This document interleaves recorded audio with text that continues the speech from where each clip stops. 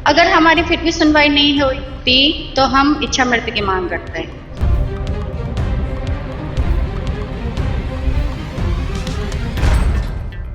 Kidney transplant कराओ वरना जहर का इंजेक्शन दे दो। ये किसी फिल्म का डायलॉग नहीं है, ये एक माँ की गुहार है। एक ऐसी माँ जो अस्पताल में बच्चे को जन्म देने गई थी और 70 दिन बाद भी वहीं पड़ी है।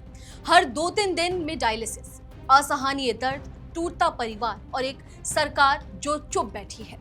राजस्थान के कोटा मेडिकल कॉलेज से एक ऐसी खबर आई है जो इस देश के सरकारी स्वास्थ्य तंत्र पर सबसे बड़ा सवाल उठाती है। 5 महिलाएं रागिनी, मीना, आरती, चौबदार, पिंकी, सुशीला और धन्य सुमन 4 मई से 8 मई के बीच बच्चे को जन्म देने के लिए इस सरकारी अस्पताल में भर्ती हुई थी। सिजेरियन डिलीवरी हुई, लेकिन उसके बाद जो हुआ वो किसी नाइटमेयर से कम नहीं। उनके परिवारों का आरोप है कि अस्पताल की लापरवाही और कथित नकली दवाइयों के कारण इन 5 महिलाओं की दोनों किडनियां फेल हो गई हैं और आज 70 दिन बाद भी ये 5 महिलाएं उसी अस्पताल में भर्ती हैं, सिर्फ डायलिसिस के सहारे जिंदा है।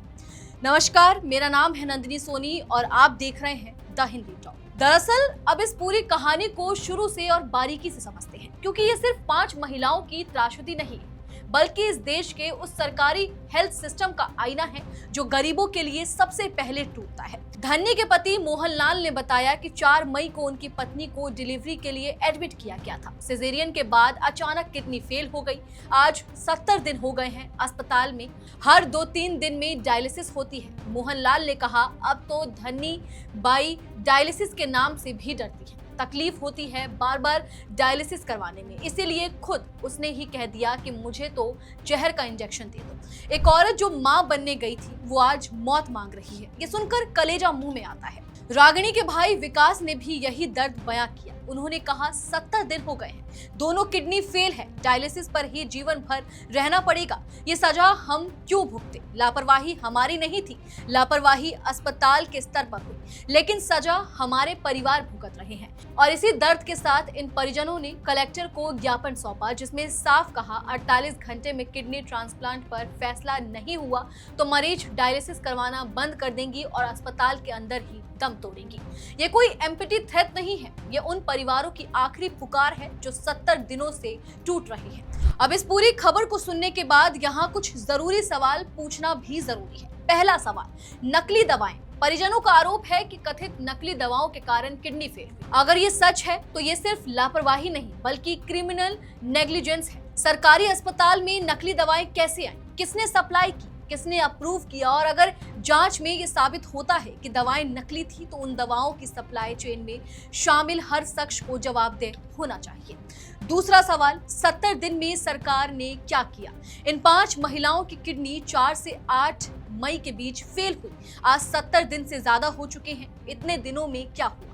क्या कोई जांच बैठाई गई? क्या किसी डॉक्टर या अस्पताल अधिकारी पर कार्रवाई हुई? क्या सरकार ने इन परिवारों को कोई राहत दी? और अगर नहीं तो क्यों नहीं? एक सरकारी अस्पताल में डिलीवरी के लिए गई 5 महिलाओं की किडनी फेल हो जाए और सरकार 70 दिन बाद भी चुप रहे, ये किस सिस्टम की निशानी है? तीसरा सवाल, ये पहली बार नहीं हुआ है और यही सबसे डरावनी बात है। कोटा मेडिकल कॉलेज के न्यू हॉस्पिटल में पहले भी 2 महिलाओं की मौत और 6 की किडनी फेल हो चुकी है और कोटा के जीके लोन हॉस्पिटल में सिजेरियन डिलीवरी के बाद एक महिला की मौत हो गई थी, जबकि 5 की किडनी फेल हुई थी। यानी कोटा के सरकारी अस्पतालों में यह कोई आइसोलेटेड इंसिडेंट नहीं है, यह एक पैटर्न है। एक के बाद एक महिलाएं डिलीवरी के लिए आती हैं और या तो मरती हैं या तो किडनी गंवाती हैं और हर बार जांच होती है, बयान आते हैं और फिर सब भूल जाते हैं। यहाँ उस बड़े सिस्टम फेलियर की बात करना जरूरी है जिसे हम अक्सर नजरअंदाज कर देते हैं। भारत में सरकारी अस्पताल उन लोगों के लिए है जो प्राइवेट हॉस्पिटल अफोर्ड नहीं कर सकते, यानी सबसे गरीब, सबसे कमजोर, सबसे ज्यादा जरूरतमंद लोग। रागिनी, आरती, पिंकी, सुशीला और धन्य ये वो महिलाएं हैं जो कोटा के उस गवर्नमेंट हॉस्पिटल में गई थी क्योंकि उनके पास कोई दूसरा विकल्प नहीं था और उसी सिस्टम में उनकी किडनी छीन ली। ये सिर्फ मेडिकल नेग्लिजेंस नहीं है, ये उस असमानता की कहानी है जहां अमीर प्राइवेट हॉस्पिटल में जाता है और गरीब सरकारी अस्पताल में, और दोनों को मिलने वाला इलाज जमीन आसमान का फर्क होता है। देखिए, जो 5 प्रसूताएं भर्ती हैं वो पूरी तरह से स्टेबल हैं। उनका डायलिसिस आवश्यकता अनुसार किया जा रहा है। वो कब तक करना पड़ेगा ये कहना एक चिकित्सक के लिए संभव नहीं है। जब तक किडनी उनकी पूरी तरह से रिकवर नहीं हो जाती है तब तक हमारे को किडनी को सपोर्ट करने के लिए डायलिसिस करना आवश्यक है। जहाँ तक उनके भर्ती रहने का सवाल है तो पांचों प्रसूताओं के यदि हम कहें तो भर्ती की एज सच कोई आवश्यकता नहीं है, क्योंकि इस तरह के डायलिसिस हम जो CKD पेशेंट होते हैं, जो ESRD होते हैं, जिनको मेंटेनेंस डायलिसिस लगता है, 80 डायलिसिस पर डे हम करते हैं और वो 80 डायलिसिस वाले जो मरीज़ होते हैं वो हर 3 दिन में हमारे पास में आते हैं। उन 80 डायलिसिस वाले मरीज़ों को हम भर्ती नहीं रखते हैं, वो सीधा घर से आते हैं और डायलिसिस करा करके घर वापस जाते हैं। प्रसूताओं के यहाँ भर्ती रहने की जिद है, हमें कोई आपत्ति नहीं है, हमने उनको भर्ती रखा हुआ है। डायलिसिस उनके लिए आवश्यक है जब तक कि किडनी पूरी तरह से रिकवर नहीं हो जाती। यदि उनकी ये जिद है, मेरे पास में यद्यपि कोई कुछ भी चीज़ राइटिंग में नहीं आई है और नहीं मेरे को HOD नेफ्रोलॉजी ने अभी अवगत कराया है इस बारे में, आप लोगों के द्वारा मुझे जानकारी मिल रही है कि वो डायलिसिस नहीं कराना चाह रहे हैं।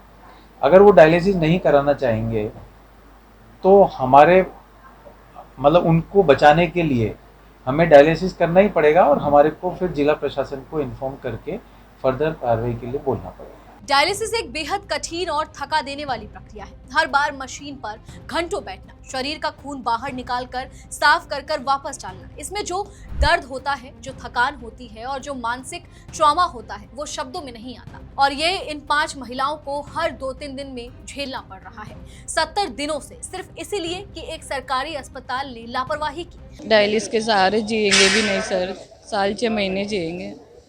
हमारी किडनी डलवा दो, हमें जल्दी से जल्दी ठीक करवा दो, सरकार से यही रिक्वेस्ट है हमारी। और इन परिवारों की आर्थिक तबाही की बात भी करनी जरूरी है। डायलिसिस महंगी है, भले ही सरकारी अस्पताल में मुफ्त हो, लेकिन 70 दिन तक अस्पताल में रहना, परिवार के किसी सदस्य का वहां रहना, खाना पीना, आना जाना, ये सब एक गरीब परिवार को तोड़ने के लिए काफी है।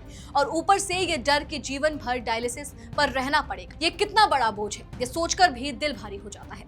किडनी ट्रांसप्लांट मांगना इन परिवारों का हक है। अगर सरकारी अस्पताल की लापरवाही से किडनी फेल हुई तो सरकार की जिम्मेदारी है कि वो इन महिलाओं को ट्रांसप्लांट कराए। यह कोई ऊपरी मांग नहीं है, यह न्याय की मांग है। और 48 घंटे का अल्टीमेटम ये दिखाता है कि ये परिवार अब इंतजार नहीं कर सकते। 70 दिन बहुत हो गए।